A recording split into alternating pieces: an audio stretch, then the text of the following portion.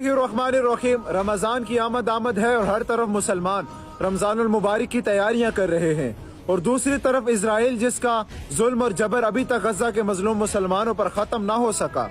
उसकी तरफ से ये पाबंदी लगा दी गई है कि कोई भी फलस्तीनी नौजवान बैतुल मुकद्दस यानी कि मस्जिदुल अक्सा में दाखिल नहीं हो सकता।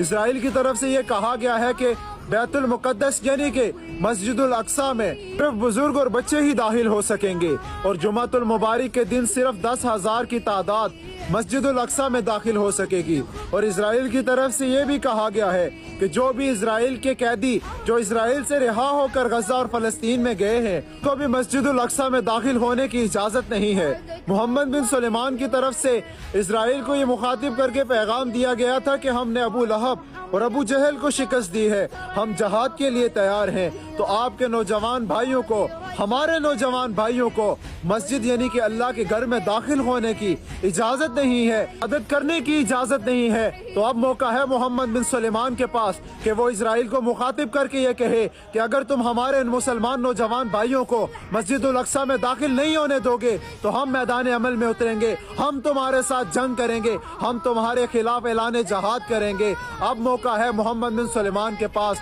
कि वो अपना फरमान एक बार फिर से जारी कर दे। अगर वो ऐसा नहीं करता तो हमें ये यकीन है कि बैतुल मुकद्दस के दिफा करने वाले अपने दिफा के लिए, मस्जिदुल अक्सा के दिफा के लिए उन बहादुर माओं के बेटे एक बार फिर से मैदान अमल में जरूर उतरेंगे।